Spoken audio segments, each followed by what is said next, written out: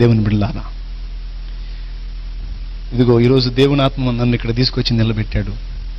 యేసు ప్రభువుని నమ్ముకున్న తర్వాత నా పేరు బాప్తిసం పొందినాక షాలేము రాజు అనేటువంటి పేరు ప్రభువు నాకు ఇచ్చి పిలిచాడు. అంతకు మునుపు నా పేరు వీరయ్య. మా తల్లిదండ్రులు బ్రహ్మంగారి పూజ చాలా మా తాతల నాటి నుంచి కూడా ఆరాధన చేసేవాళ్ళు. ఆ క్రమంలో మేము కూడా అదే పేర్లతో పిలువబడ్డ. మా నాన్న పేరు బ్రహ్మయ్య, నా పేరు బ్రహ్మంగారి బాల్యంలో పెట్టినటువంటి పేరు వీరప్పయ్య అనేది వీరయ్యగా పెట్టారు. అది మా తాత పేరంట. ఆ తరువాత మా బాల్యకాలం చాలా సజావుగా ఆనందంగా సాగింది. చిలకలూరుపేట నరసరావుపేట 20 కిలోమీటర్ల దూరంలో ఉంటుంది. నరసరావుపేటకి చిలకలూరుపేటకి వలస వచ్చాడు ఆయన. ఎక్కడికి? చిలకలూరుపేటకి 40 ఏళ్ల క్రితం. అంటే అప్పుడు మేము ఒట్లా నేషనల్ హైవే, పెద్ద రోడ్డు, జాతీయ రహదారి 5 నంబర్ రోడ్డు. ఆ రోడ్డు ప్రక్కన ఉన్నటువంటి స్థలం గవర్నమెంట్ స్థలంలో చాలా ఆక్రమించి ఆ స్థలంలో 2 ఐటాలు పెట్టి ఇల్లు ఒకటి కట్టి, కట్టడమేమో బిల్డింగ్ ప్లాన్తో పక్క గట్టిగా కట్టి పైన మాత్రం పట్టా రాలేదు కాబట్టి పైన రేకులు వేసాం. గవర్నమెంట్ వాళ్ళు పట్టా ఇచ్చిన తర్వాత స్లాబ్ వేద్దాం అన్నట్టుగా, తర్వాత మొత్తం మోడిఫై మార్చుకుందాం అనుకుని ఇల్లు గట్టిగా కట్టుకుని దానిపైన రేకులు వేసాం. అందులో మా జీవితం కొనసాగింది. పాల వ్యాపారం, నెయ్యి వ్యాపారం మాది. చాలామంది కుటుంబం బాగా పచ్చగా ఉంటే చాలామంది అనుకునే మాట ఏమిటంటే, వాళ్ళకేమయ్యా వాళ్ళ సంసారం 3 పువ్వులు 6 కాయలు అంటారు. కానీ మా ఫ్యామిలీ ఎట్టుందంటే 33 పువ్వులు 66 కాయల్లాగా ఉంది. వారానికి చాలా వేల రూపాయల డబ్బులు మా నాన్న సంపాదిస్తూ ఉన్నాడు. 4 అక్కాయిల పెళ్లిళ్ళు అయిపోయినాయి. 5 ఆడపిల్లల్లో 1 అమ్మాయి పుట్టినప్పుడే చనిపోయిన, కొద్ది కాలం ఉండి చనిపోయింది. 4 ఉన్నారు. ఆ 4 పెళ్లిళ్ళు అయిపోయినాయి. ఆఖరిన నేను, నాకు ముందు మా అన్నయ్య. అయితే మేమిద్దరం లైన్లోకి వచ్చిన తర్వాత, మేము లైన్లోకి వచ్చేటప్పుడు 4 అక్కాయిల పెళ్లిళ్ళు అయిపోయినాయి. అయితే ప్రియులారా, పిల్లలు ఎదిగొచ్చిన తర్వాత తల్లిదండ్రులకు అగచాట్లు తప్పుతాయంటారు పెద్దోళ్ళు. ట్రెండ్ మారింది ఇప్పుడు. పిల్లలు ఎదిగినాకనే తల్లిదండ్రులకు అసలు అగచాట్లు స్టార్ట్ అవుతున్నాయి. స్తోత్రం. అవునంటారా కాదంటారా? ఆస్తులు పొలాలు తాకట్టు పెట్టి అబ్బాయిని చదివించడానికి పూనుకొని చదివిస్తారు. తీరా చదువు మొత్తం అయిపోయి ఒక పెద్ద జాబ్ రాబోయేటప్పుడు మనోడు అడ్రస్ దొరకడం. ఎక్కడ కనపడతాడంటే పోలీస్ స్టేషన్లో కనపడతాడు. పక్కన అమ్మాయి ఉంటుంది. ఎవరు? పోలీస్ స్టేషన్లో ఉండి ఫోన్ చేపిస్తాడు తల్లిదండ్రులకి. చూసి అవాక్ అయిపోతారు. ఏమిట్రా నువ్వు చేసిన పని? ఉద్యోగం సంపాదిస్తావు, అప్పులు తీరుస్తావు, ఏదో గట్టెక్కిస్తావు అనుకుంటే ఏంట్రా నువ్వు చేసిన పని అంటే, నాకు అమ్మాయి నచ్చింది, నేను అమ్మాయిని పెళ్లి చేసుకుంటానని. ఆడపిల్లలు కూడా తక్కువ కనలా. వెనకటి దినాల్లో పెద్దోళ్ళు చూసినప్పుడు పెళ్లి చేసుకునేవాళ్ళు. ఇప్పుడు అట్లా కాదు, ఓన్ సెలక్షన్. ఎవరికి వాళ్ళే సెలక్షన్ చేసుకుంటున్నారు. ట్రెండ్ మారిపోయింది, భయంకరంగా తయారైంది పబ్లిక్. స్తోత్రం. మీరు ఎవరన్నట్టున్నారా? తల్లిదండ్రులు ఉసురు తగిలిద్ది, జాగ్రత్త. ఏం తగిలిద్ది పిల్లలారా? తల్లిదండ్రులు ఉసురు తగిలిద్ది. అలా చేయకండి ఎవరు కూడా. తల్లిదండ్రులకు విధేయత చూపుట యేసు మనకు చూపిన మాదిరి. శిలువ మీద వేలాడుతూ కూడా ఏమన్నాడు? అమ్మా ఇదిగో నీ కుమారుడు అనే తల్లి బాధ్యత నెరవేర్చిన మహోన్నతుడు ఆయన. బాధ్యతలు ఎరిగినటువంటి వాడు. నిన్ను సృష్టించాడు కనుక నువ్వు పట్టించుకున్నా పట్టించుకోకపోయినా నిన్ను పోషిస్తానే ఉంటాడు ఆయన. బాధ్యత ఎరిగిన వాడు. అయితే మేము లైన్లోకి వచ్చిన తర్వాత మా తల్లిదండ్రులకు హింస స్టార్ట్ అయింది. మా అన్నయ్య కోరిక తీర్చడానికి పొలం అమ్మిన డబ్బులతో టీవీ కొనుక్కొచ్చారు మా వాళ్ళు. తర్వాత మా వాడు చదువు మానుకున్న తర్వాత మా అన్నయ్యని పిల్లగాడి వదిలిపెడితే చెడిపోతాడని పాల వ్యాపారాన్ని పంపించారు. అప్పటిదాకా జనానికి అప్పులు ఇవ్వటమే కానీ మేము అప్పు చేసిన దాఖలాలు లేవు. మా సహోదరుడు మొదలుపెట్టిన తర్వాత చిన్నగా అప్పు స్టార్ట్ అయింది. మేము అప్పు చేయటం మొదలుపెట్టాం. అంటే లాస్ స్టార్ట్ అయింది. తర్వాత పెద్దోడు లాభం లేదని చెప్పి నన్ను లైన్లో పెట్టారు. చిన్నోడు కొంచెం తెలివైనోడు, చురుకైనోడు, వీడు బాగా చేసుకొస్తాడంటే మనం డబల్ తెచ్చాం. దేవుని స్తోత్రం కలుగును గాక. ఏమిటి? అప్పు 2 ఆశీర్వాదం అన్నట్టు 2 తీసుకొచ్చాం. అంత మాత్రమే కాకుండా మాకు పాడి బర్రెలు ఉన్నాయి, చాలా బర్రెలు. అయితే ఒక్కరోజే మొత్తం పోయినాయండి. సినిమా కష్టాలు అంటారే లోకంలో, బైబిల్లోనే ఏబు కష్టాలు. ఎవరన్నా బాధపడుతుంటే దగ్గర చేరి ఏ బడ్డట్టు పడుతున్నావమ్మా అంటారు కదా. అట్లానే ఒక్కొక్కటి అన్నీ పోతా ఉంటే మా కుటుంబీకులకు ఒక డౌట్ వచ్చింది. ఏమిటా డౌట్ అంటే, పచ్చగా పాల పొంగులాగా వచ్చే మన సంసారం ఎందుకు ఇట్లా ఇదైపోయింది అని చెప్పని ఇక మా వాళ్ళు ఏం మొదలు పెట్టారంటే, మనకెవరో మనం పచ్చగా ఉంటే చూసి ఓర్వలేక మనకెవరో ఏం చేశారు, ఆహా ముందుగానే మన వాళ్ళు అందుకున్నారు, దేవుని స్తోత్రం, చేశారు అనేటువంటి డౌట్తో ఆ చేతబడి తిప్పేసేటువంటి మాంత్రికుల కోసం తిరగని ప్లేస్ లేదు. ఫలానా చోట మంచి మాంత్రికుడు ఉన్నాడంటే ఎంత ఖర్చు అయినా సరే, అసలుకే అప్పులు అయి ఉన్నాయి, అప్పులు అప్పు అనుకోవటం పోవటం, పోయినోడల్లా ఊరికి ఎందుకు వదిలిపెడతాడు, మెళ్ళ ఒకటి, చేతికి ఒకటి, మొలతరాడుకోటి, కాలుకోటి, మొత్తం 4 తగిలించి పంపించేవాళ్ళు. స్తోత్రం అమ్మ, బాగా వినండి అమ్మా, దేవుడిని నమ్ముకున్న వాళ్ళు కూడా చాలా మందికి చేదస్తా ఉంది, బాగా వినండి తల్లులారా. అలాగూ నేను 3 సందర్భాల్లో మీకు సాదాసీదాది కాదు గట్టిగా చేశారు కాబట్టి మీకు ఫలానా ప్లేస్లో మీకు వ్యవహారం చేయాలని చెప్పని ముమ్మారు తీసుకెళ్ళి, ఆ పొలిమేర అంటారు చూడండి, ఊరికి ఆ ఊరికి మధ్యలో ఉంటాయే, అలాంటి దగ్గర తీసుకెళ్ళి ముగ్గు గిగ్గు వేసి భయంకరమైన పనులన్నీ చేసి 3 సార్లు చేశారు. 3 సార్లు చేసినా లేదు, 30 సార్లు చేసినా లేదు, మా బ్రతుకు మారలేదు. కారణం ఏంటో అర్థం కావట్లా. ఇక మా పరిస్థితి వస్తే 4 ఆడపిల్లలు పెళ్లిలో వెళ్ళిపోయారు కదా, ఇంకా ఉన్నది ఎవరు? 4 మేమే, మా అమ్మ, మా నాన్న, నేను, మా 4 అక్క వాళ్ళు దాన్ని అక్క వాళ్ళు వెళ్ళిపోయారు. ఉన్న మేము 4 అయితే 4 ఆటం బాంబులే. కలిసి అన్నం తిందామని చెప్పని అన్నం పెట్టుకుంటాము, అన్నం పూర్తి కాకముందు అక్కడి నుంచి కొట్టుకొని లెగుస్తాం. జరిగేది ఏంటో అర్థం కాదు. ఒక అరగంట అయిన తర్వాత మళ్ళీ మొత్తం ఒక దగ్గర చేరి అసలు ఏం జరుగుతుంది మనకి అని తెగ బాధపడేవాళ్ళం, ఏడ్చుకునేవాళ్ళం. తర్వాత మాంత్రికుల చుట్టూ తిరిగి తిరిగి తిరిగి విసిగి వేసారిన తర్వాత ఇక మాంత్రికులు కాదు అని చెప్పని నిర్ణయానికి వచ్చినప్పుడు అగచాట్లను బట్టి ఇళ్ళ పక్క వాళ్ళు భలే ఇస్తారు సలహా. ఏం చర్చి అమ్మా, ఏం పాస్టర్ అమ్మా, ప్రార్థన పోతాను, ఏం తగ్గింది ఏంది, ఒక్కసారి రా, ఆయన ఏందో ఊరకు మొహం చూసి చెబుతాడంట, ఆయన కనపడేట్టు పోతావా ఏంది, గుట్టుకు పోతాం రా, ఎందుకు చేస్తామంట, అవునా కదా, గుట్టుగా పోయొద్దాం అమ్మాయారా, జాగ్రత్త. అయిపోయింది ఆ సెక్షన్. ఇళ్ళ పక్కన వాళ్ళు చేరి ఇంకొక ఐడియా ఇచ్చారు మాకు, మీరేందో చేతబడి పోతబడి అని తిరుగుతారు, అది కాదు, అసలు మీకు వాస్తు దోషం ఉందన్నారు. ఏం దోషం? అప్పుడు ఇక మా పైత్యం అటు మారి ఇటు పడ్డది.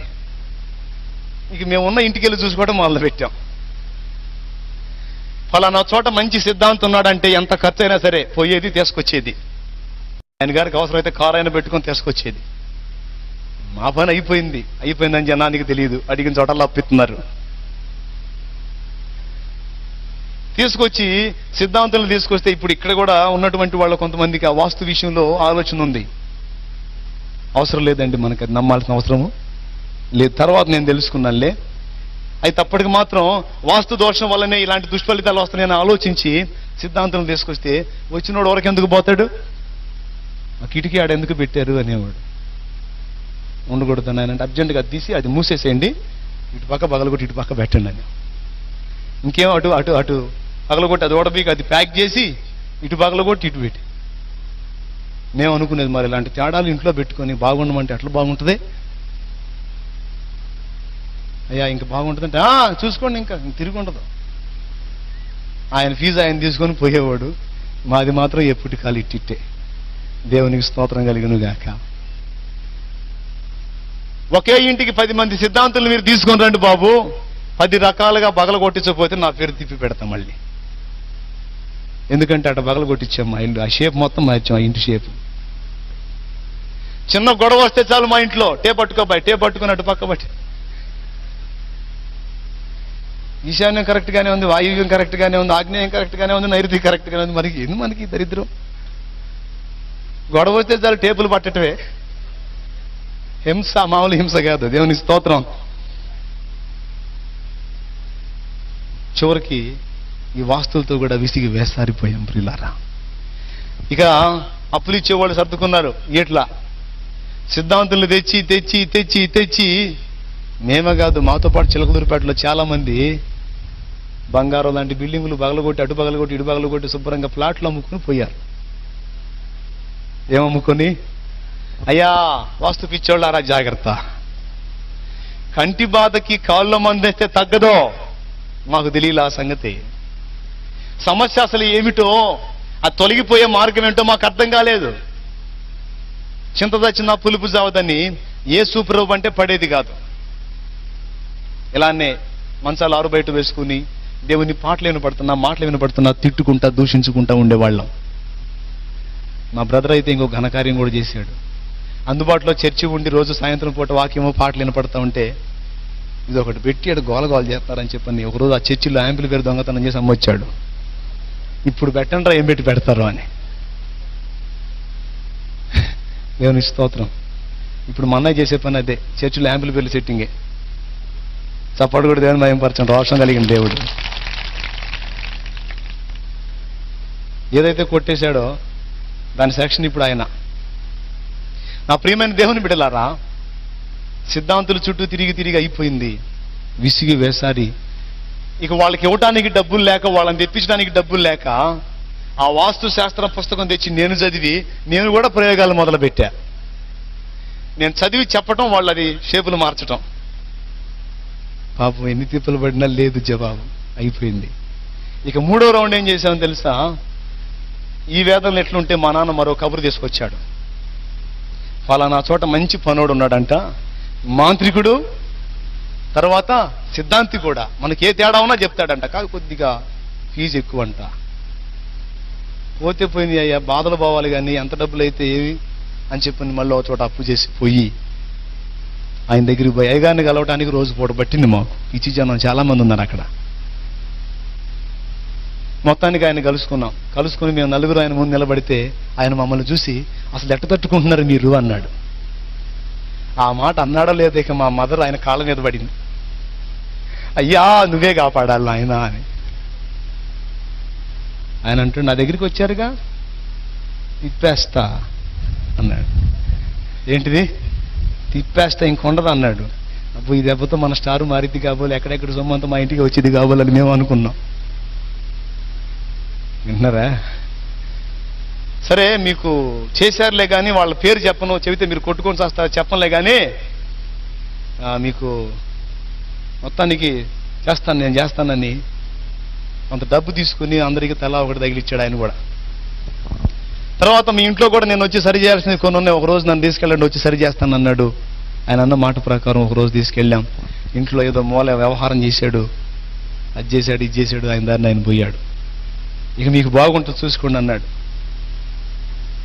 ఎక్కువ డబ్బులు వదిలినాయి కదూ, 4 రోజులు ఓపిక పెట్టాం, బాగానే ఉంది అనుకుంటా. తర్వాత మళ్ళీ మొదటికి వచ్చిన వ్యవహారం. మళ్ళీ పోయాం ఆయన దగ్గరికి. అయ్యా తిరిగి తిరిగి విసుగుపుట్టి ఆఖరిగా నీ దగ్గరికి వస్తే మా బ్రతుకు ఏమాత్రం మారలేదు, ఏమిటి మా పరిస్థితి అని చెప్పని దుఃఖపడితే ఆయన అంటాడు, అప్పుడు వినండి, మీకేం మార్పు రాలేదా అన్నాడు. ఏం మార్పు వచ్చింది? ఏం లేదండి, అదే పరిస్థితి మాదంటే. మీకు ఈ రెండు కాదు, ఈ రెండు స్టడీ చేశాను కానీ మీకు గ్రహదోషం ఉంది అన్నాడు. ఏమిటి గ్రహదోషం ఉంది? ఏ గ్రహం రివర్స్లో ఉంది అర్థం కావట్లేదు, కాబట్టి నవగ్రహ యంత్రం ఇస్తాను 41 రోజు, 7 రకాల దారాలతో ఒత్తి చేసి 5 రకాల నూనెలు కలిపిపోసి అఖండ జ్యోతిలాగా ఆరకుండా వెలిగించండి, మీ ఇంట్లో ఉన్న దరిద్రం మొత్తం పోయి మీరు బాగుపడతారు అన్నాడు. అర్థమైందా? ఎన్ని రకాల దారాలు, ఎన్ని రకాల నూనెలో వేసి చేసేసేయండి, మీకు తిరుగు ఉండదు అన్నాడు. ఈ దెబ్బతో మాకు బాగుపడతామేమో అని చెప్పని ఈ ఎగసాట్లోనే మాకు పెళ్ళిళ్ళు పిల్లలు కూడా. అయితే ఎవరు పూజ చేయాలి ఇప్పుడు? మా కుటుంబం అంతా కూడా. నేను మహాభక్తుణ్ణి. గణేష్ బీడీలు దాగినోడు ఆ బీడీలు దాగి కాగితం పడేస్తే ఆ కాగితాన్ని ఎవరన్నా తొక్కుతారేమో, స్వామిని ఎవరన్నా తొక్కుతారేమో తీసుకెళ్ళి చెట్లల్లో పెట్టి వచ్చేవాడిని నేను. ఆ రేంజ్ పిచ్చి నాది. అర్థమైందా? ఎక్కడన్నా నా కంటికి కనపడదంటే ఏదన్నా బొమ్మ, దాన్ని తీసుకెళ్ళి దాచిపెట్టొస్తాను ఎవరు తొక్కకుండా. నాకు తెలియదు అందులో జీవము లేనిదని. అయితే ప్రియులారా, ఎవరు చేస్తారు ఈ పూజ అంటే మన చిన్నోడే అని చెప్పి అందరూ కలిసి నాణ్యతనే వేశారు. రోజుకు 3 సార్లు స్నానం చేయాలి, చాలా నిష్ఠతో నియమంతో చేయాలి. సరే కుటుంబం బాగుపడుద్ది, ఏ తిప్పలైనా పడదాం అని చెప్పి నేను పూనుకున్నాను ఆ పూజ చేయటానికి. ఆయన ఆవాలు ఇచ్చాడు, ఇంటి చుట్టూ జలమని పూజ చేసి ధూపం ఇంటి నిండా కొట్టేవాడిని. ఇక మా పిచ్చి ఏ రేంజ్కి ముదిరిందంటే మా ఇంటికి ఎవరన్నా వచ్చి వెళ్ళేటప్పుడు వెనక్కి చూశారంటే అదిరిపోతారు. ఎందుకంటే వాళ్ళు కూర్చున్న స్థలంలో కొన్ని జల్లుతుంటాం మేము. అదురు పోయి ఆ ఇంటికి పోతే ఏందో నేను కూర్చొని లేచి వచ్చిన కాడ జల్లుతున్నారు, కొంప తీసి నాకు చేస్తున్నారేమని వాళ్ళ భయం. జనం కూడా సర్దుకున్నారు ఎవరు రాకుండా. వీళ్ళరా అంత హింసపడ్డాం. చివరికి 41 రోజు నేను పూజ ఫుల్గా, రోజు ధూపం ఫుల్గా ఇంటి నిండా కొట్టి బయటకు వచ్చేవాడిని ఆవాలు తీసుకొని. ఇంటి చుట్టూ జల్లి, మా ఇంటి పక్కన మా చిన్నమోళ్ళ ఇల్లు ఉంది, ఆ ఇంటి మీద కూడా కాసిన జల్లేవాడిని. నా ఫీలింగ్ ఏంటంటే వాళ్ళ కొంపలో దరిద్రం ఏమన్నా మా ఇంట్లోకి వస్తుందని నా ఫీలింగ్. ఎందుకంటే మేము బాగా లైన్లో ఉన్నప్పుడే వాళ్ళు దరిద్రంగా ఉన్నారు, మేము డౌన్ అయ్యేటప్పటికి వాళ్ళు బాగా లైన్లోకి వస్తూ ఉన్నారు, బాగా పైసా సంపాదిస్తా. అందుకని వీళ్ళ దరిద్రం ఏమన్నా మాకు వచ్చిందా అని కాసిన వాళ్ళ ఇంటి మీద కూడా జల్లేవాడిని. ఎటకేళ్లకు చెట్ట చివరికి తొట్ట తొదకు 41 రోజు అయిపోయిన తర్వాత ఇక నైట్ కూర్చొని మీటింగ్ వేసుకుంటున్నారు మా వాళ్ళు. మేము మమ్మ అంటది, కొంచెం మార్పు వచ్చింది కదూ, పిల్లలు లైన్లో ఉన్నారు, కొంచెం మనకి అంటే మరి నేను చెప్పలేను మనగాడని లెక్క చేస్తారా మీరు నా మాట? ఆయన మనగాడు, లేకపోతే అంతమంది జనం ఎందుకు పోతారు? నిజంగానే గట్టి పనుడే. అంటే మేము కూడా అమాయకులాగా ఫేస్ పెట్టి నిజంగా మేము మారాం కాబోలు, ఇక మాకు బాగుంటుంది కాబోలని మేము అనుకున్నాం. ఆ రాత్రి ఆనందంగా తిని హాయిగా విశ్రాంతి తీసుకున్నాం. ఒక ఘట్టంలో తెల్లవారుజామున మా ఇంటి వెనక గోడకి సౌండ్ వస్తుంది, టక్ టక్ టక్ మని. ఎన్ని సౌండ్ వస్తుందని చెప్పని ఆ తెల్లవారుజామున లేచి బయటికి పోయి చూస్తే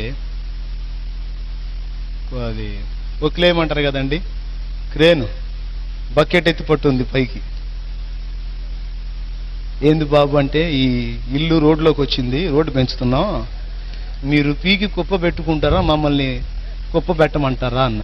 కొంపలో దరిద్రం పోయిద్ది, కొంపలో దరిద్రం పోయిద్ది అని చెప్పని నవగ్రహ పూజ చేస్తే అసలు కొంపే పోతుందిలే పేడ వదిలి. ఇంకా చేతబళ్ళు లేవు, వాస్తులు లేవు, గ్రహాలు లేవు, అస్తులు లేవులే. ఇక బాండని చెప్పింది రేకులేకి మొత్తం ఓడ తీసుకొని కుప్ప పెట్టుకున్నాం అక్కడ. మా చిన్నమ్మ తిట్టడం మొదలుపెట్టింది, మా ఇంటి మీద ఆవాలు జల్లి జల్లి మా ఇల్లు కూడా బీకిస్తున్నాడు ఈ దుర్మార్గుడని. ప్రియమైన దేవుని బిడ్డలారా, మీరు నవ్వుతున్నారు కానీ ఆ తర్వాత మా బ్రతుకు దుర్భరంగా మారిందండి. నిలవరమైన నివాసం లేదు, ఇంటికి అద్దెగట్టుకోలేని దౌర్భాగ్య స్థితికి దిగజారాం. ఇల్లు కూడా పోయింది అన్న సంగతి తెలిసిన తర్వాత అప్పులోళ్ళు అందరూ ముక్కుమ్మడిగా దాడి చేశారు.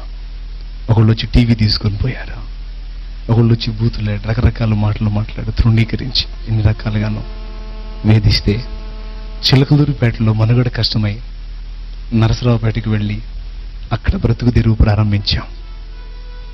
దినమంతా అందరం కష్టపడి డబ్బు సంపాదించిన చేసిన అప్పులకు వడ్డీలకు చాలని పరిస్థితి వచ్చింది. చాలా ఘోరంగా మారిపోయింది. మా పసిబిడ్డలకు పట్టెడన్నం తృప్తిగా పెట్టలేని దౌర్భాగ్య స్థితికి దిగజారాం.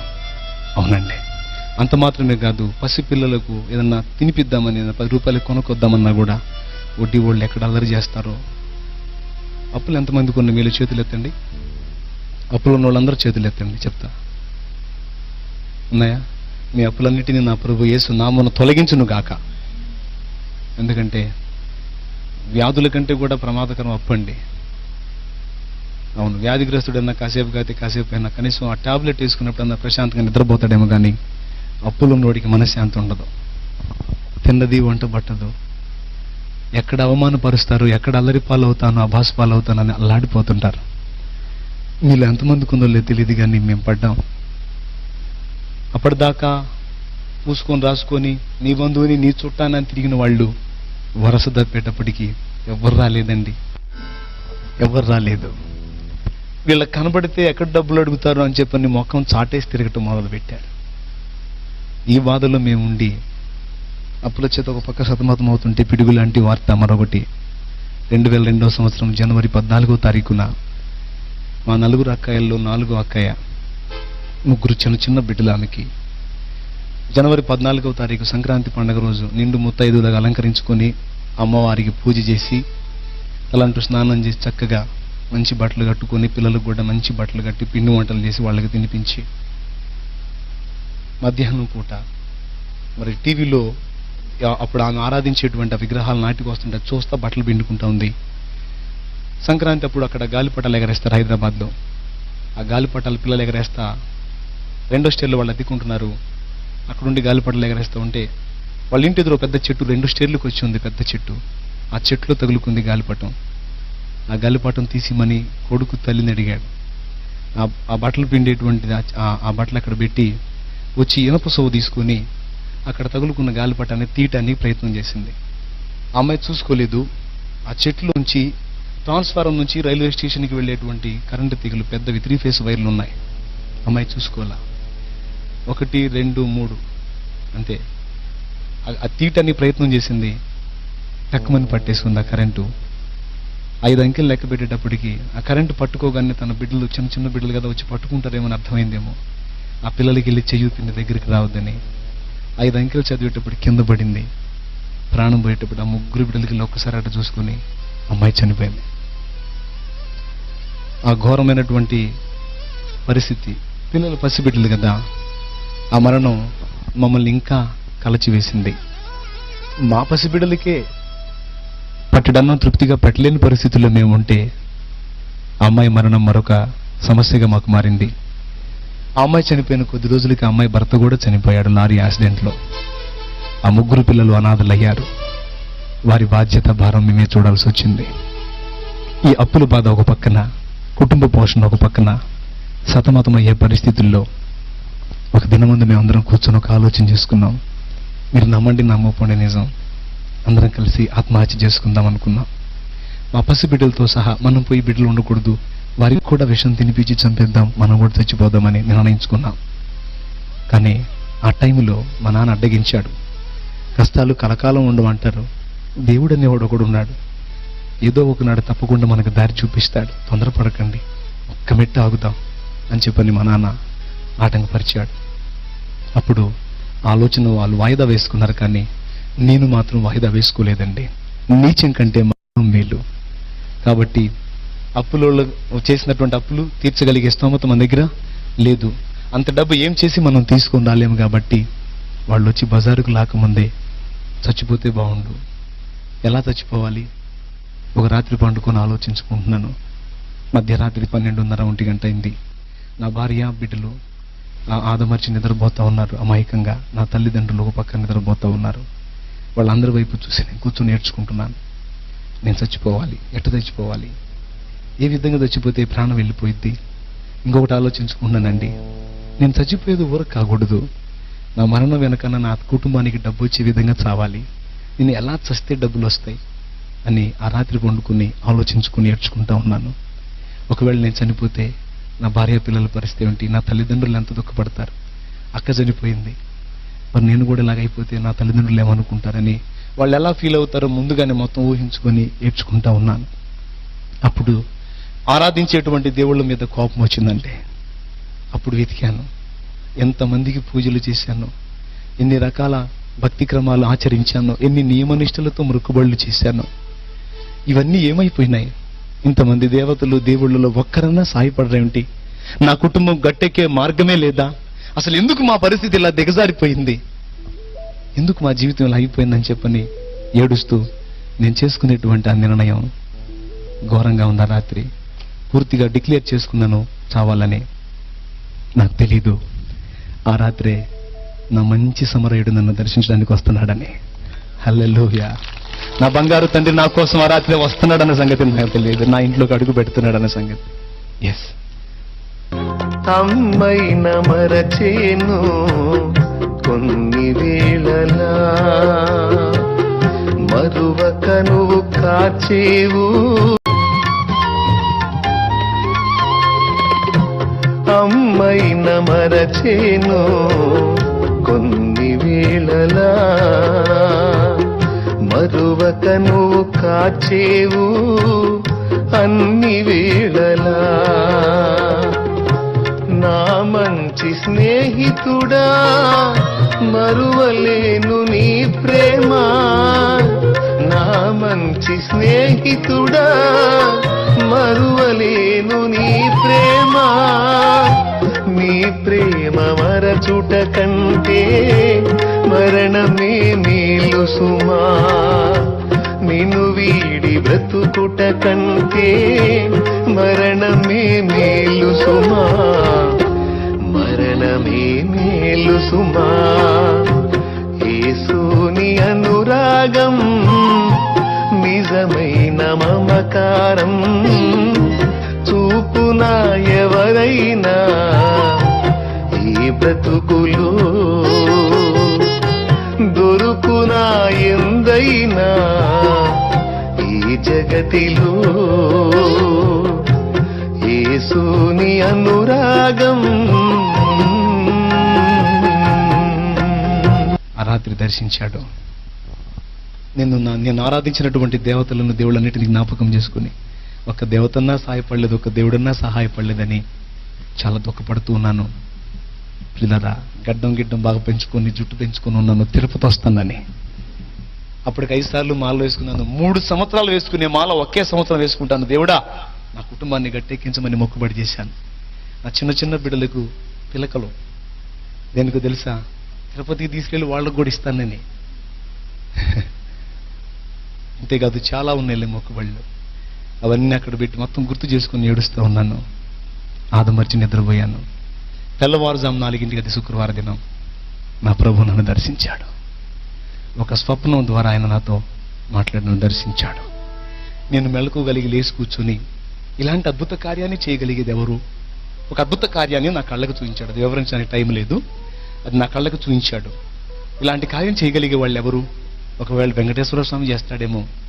కాదు, బ్రహ్మంగారి పూజ చేస్తున్నాను కదా. అవునండి, ద్వాదశాక్షరి మహామంత్రం అని ఒక పెద్ద మంత్రం ఉంది. 12,008 సార్లు అక్షరం తప్పుపోకుండా, అంకె తప్పుపోకుండా జపిస్తే స్వామి ప్రత్యక్షం అవుతాడంటే రుద్రాక్ష దండాలు ఇచ్చుకొని మెళ్ళ వేసుకుని, విభూది రేఖలు ఒంటి నిండా పెట్టుకుని, పద్మాసనం వేసుకొని కూర్చొని ఉపవాసం ఉండి, నోటితో అంకెలు తేడా వస్తాయేమని చెప్పి రామకోటిలాగా రాసుకుంటా చదవటం, రాయటం.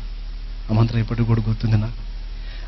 అస్యా శ్రీ వీరబ్రహ్మేంద్ర స్తోత్రస్య మహామంత్రస్య సిద్ధి యోగీశ్వర ఋషి భక్తి చంద్ర పరాం జ్యోతి స్వరూపిణి ఓం దేవత దీం కలకం యమధర్మార్థ కామ మోక్ష పరపురుషార్థ చతురార్థ. అలా పెద్దది 12,008 సార్లు జపిస్తే స్వామి కనపడతాడంటే జపించడమే కాదు, రాయటం కూడా మొదలు పెట్టాను. ఒకవేళ ఇది రాస్తున్నాను కదా, బ్రహ్మంగారు కనపడ్డాడేమో అనుకున్నాను. ఈ స్వామి ఆ స్వామి, ఈ స్వామి ఆ స్వామి అంటుంటే నా చెవుల్లో ఒక ధ్వని మారు మోగుతుంది. ఇలాంటి కార్యములు చేయగలిగిన వాడు నజరేయుడగు యేసు ఒక్కడే. Praise the Lord. ఈ ఘడియలో నిన్ను కాపాడగలిగిన వాడు నజరేయుడగు యేసు ఒక్కడే. లే చెప్పని నా చెవుల్లో ధ్వని మారుమోగుతా ఉంది. ఒక బలమైనటువంటి ప్రేరేపణ నన్ను గుచ్చుతుంది. నేనేంటి అక్కడికి పోవటం ఏంటి అని ఒక పక్కన నా అహం నన్ను అడ్డగిస్తుంది. ఎట్టకేలకు ఒక అభిప్రాయానికి వచ్చాను. ఇన్ని దేవతలు, ఇన్ని దేవుళ్ళు, ఇన్ని సిద్ధాంతులు, ఇన్ని వేదాంతులు, ఇన్ని మాంత్రికులు తిరిగి అసలు ఒక్కసారన్నా నేను చర్చికి ఎందుకు వెళ్ళలేకపోయాను? మొత్తానికి ఏదో నాకు అడ్డుపడతా ఉందని గ్రహించి అప్పుడే తీర్మానం చేసుకున్నాను, ఇక నుంచి నేను చర్చికి వెళ్ళాలని. నా తల్లికి చెప్పాను, నేను చర్చికి వెళ్తానంటే అదేందయ్యా స్వాములకు మొక్కులు మొక్కున్నావు, అదేంటి అటు వెళ్ళకూడదు అని చెప్పని అంటదేమో అనుకున్నాను. ఒక మాట ఎందుకయ్యా అని అన్న ఆమె వెంటనే సరే పోయా, ఆయనన్నా సహాయపడతాడేమో అంది. ఆ మాటతో మొట్టమొదటిసారి చర్చికి వెళ్ళాను. చర్చికి వెళ్ళేటప్పుడు ఆ స్త్రీలను అడిగానమ్మా, మంత్రాలంటే చదవటం వచ్చు, ప్రార్థన అంటే రాదమ్మా, ఎట్ట చేయాలో అని అడిగితే, ప్రార్థన అంటే మంత్రాలు కాదు బాబు, ప్రార్థన అంటే నీ గుండెలోని వేదన ప్రభువుకి విన్నవించుకో, నీ బాధను బట్టి కన్నీళ్లతో చెప్పు, ఆయన కరుణామయుడు, ఆయన నీతో మాట్లాడతాడు, నీకు సహాయపడతాడని వాళ్ళు చెప్తే, దేవుడు మాట్లాడతాడా, యేసు ప్రభు మాట్లాడతాడంటే ఖచ్చితంగా మాట్లాడతాడు. అట్లయితే ఆయనగా నాతో మాట్లాడితే నా బ్రతుకును ఆయనకు అంకితం చేసుకుంటాను అనుకున్నాను. మొట్టమొదటిసారి చర్చిలోకి వెళ్ళాను. పిల్లారా, దేవుడు మాట్లాడతాడా? బైబిల్లో దాదాపు 11 రకాలుగా దేవుడు మాట్లాడాడు. ఇప్పుడు సమయం లేదు, ప్రభుత్వం మీద తర్వాత చెప్తాను. ఆ రోజు నేను దేవాలయంలోకి అడుగుపెట్టిన తర్వాత నాకు తెలియకుండానే భయంకరమైన దుఃఖం నన్ను ఆవరించింది. కుప్పలా కూలిపోయి పెద్దగా ఏడ్చాను. చర్చిలో ఒకటి మాత్రం నాకు బాగా నచ్చింది, మనసారా ఏడవటానికి భలే అవకాశం దొరికింది. ఎందుకంటే అక్కడ ఆల్రెడీ ఉన్నోళ్ళు ఏడుస్తా ప్రార్థన చేస్తున్నాను. ఆ ఏడుపులో నా ఏడుపు కలిపేశాను, పెద్దగా ఏడ్చాను. ఎంత ఏడ్చానో నాకు తెలియదు. యేసుప్రభువా, నిన్ను ఘోరంగా తిట్టి అందరాన్ని మాట్లాడిన దౌర్భాగ్యుణ్ణి, చావాలనుకుంటున్నాను, గతి లేక నిన్ను ఆశ్రయించాను, నువ్వు నాకు సహాయపడతావా? నువ్వు మాట్లాడతావంట. నువ్వు ఎటు నుంచి మాట్లాడతావు? ఎలా మాట్లాడతావు? నాతో మాట్లాడతావా? ఏడుపు తప్పితే నా బ్రతుకులో ఏమీ లేదయ్యా. యేసు ప్రభువా, నాతో మాట్లాడతావా? నా మాటలు నీకు అర్థమవుతున్నాయా? ఆ ప్రార్థనలు ఎట్ట చేయాలో నా చేత కాదు, మరి నేను చేసేది నీకు అర్థమవుతుందా? నా పరిస్థితి ఏమిటని నేను అడిగినప్పుడు కొద్ది తడవ తర్వాత అటు చూడు అనేటువంటి ప్రేరణ బలంగా వస్తాం. ఆ గోడ తట్టు తిరిగినప్పుడు నేను ఏ ప్రశ్న అయితే ఆయన అడిగానో దానికి జవాబుగా ఆ గోడ మీద దేవుడు నాకు కనపరిచాడండి. చర్చిలో ఇటు పక్క ఉన్నటువంటి ఆ 2 వచనాలతో పాటు 3వ వచనం కూడా నాకు చూపించాడు. 2 రాజుల గ్రంథం 20వ అధ్యాయం 5వ వచనం. నీవు కన్నీళ్లు విడుచుడు నేను చూచి తిని, నీ ప్రార్థన నేను అంగీకరించి ఉన్నాను, నేను నిన్ను బాగు చేసేదను. ఈ మాట ఆయన మాట్లాడాడు. ఆ మాటలు నా కంటపట్టడంతో నా శరీరం పులకించిపోయింది. మరొకసారి ఇచ్చాను. ఫస్ట్ టైం బైబిల్ పట్టుకొని ఓపెన్ చేశాను, ఈ మాట ఎక్కడుందో చూద్దామని. అప్పటి నుంచి ఇక బైబిల్ చదవటం మొదలుపెట్టాను. నాతో మాట్లాడిన తర్వాత బైబిల్ చదవటం మొదలుపెట్టాను. ఒక్కొక్క వచనం నా చెంప పగలగొట్టినట్టు అనిపించింది. వ్యభిచారం చేస్తే కాదురా, ఆ చూపు చూసి నా పాపమే. 2 రూపాయలు ఇచ్చి డబ్బా కొట్టడం కాదు, 2 లక్షలు ఇచ్చి నా కుడి చేతితో ఇచ్చేది ఎడమ చేతికి. భక్తి చేసేది జనం చూడాలనే వేషధారణ కాదురా. నువ్వు చేసే భక్తి నాకు మాత్రమే తెలిసే విధంగా జాగ్రత్త పడాలి. మనుషులు చూడాలని చేయకూడదు, నేను చూడాలని చేయాలి. ఏ పనైనా ఒక్కొక్క మాట నన్ను తాకటం మొదలుపెట్టింది. నేను యేసు ప్రభు దగ్గరికి వెళ్ళి మొట్టమొదటి అడిగాను, ప్రభువా, నేను ఇంత శ్రమ పడటానికి వాస్తు తేడానా, చేతబడా, లేకపోతే గ్రహదోషమా అంటే ప్రభు చెప్పిన మాట ఏమిటంటే, ఈ 3 నీ మీద పని చేయాలన్నా, లేకపోతే ఇది కాకుండా మరి ఏదైనా మీ మీద దాడి చేయాలన్నా అన్నిటికంటే ప్రాముఖ్యంగా మీకు పాపదోషం ఉంది అన్నాడు. మీకే కాదు, సర్వమానవాళికి పాపం ఉంది. ఆ పాపం వల్లనే ఇహ సంబంధమైన శ్రమ, నరకం, ఆ రెండింటినీ తప్పించడానికే నేను వచ్చాను. రా, నా రక్తములో నీ ప్రతి పాపాన్ని కడుక్కో, నీకు నూతన జన్మ అనుభవంలోనికి రా, నీ జీవితాన్ని నేను బాగు చేస్తానని నా ప్రభు నాతో మాట్లాడాడు. 14 కూటానికి వెళ్ళలేదు, 14 ప్రసంగాలు నేను వినలేదు. 4 ఆదివారాలు చర్చికి వెళ్ళాను. 5వ వారం ఇట్లా సభ పెట్టారు. ఆ సభలో పిలుపునిచ్చారు, ఎవరైనా మీ పాపాలు కడుక్కోవటానికి, మారు మనసు పొంది బాప్తీసం పొందడానికి ఎవరైనా సిద్ధంగా ఉన్నారా అంటే, బాబు నేను పొందుతానయ్యా అని.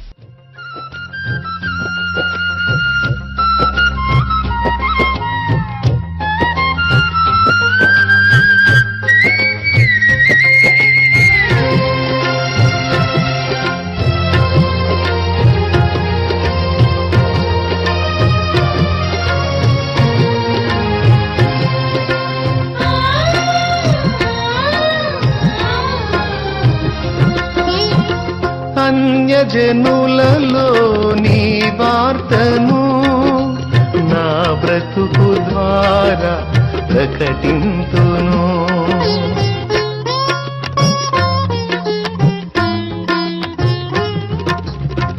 అన్యజనులలో నీ వార్తను నా బ్రతుకు ద్వారా ప్రకటింతును.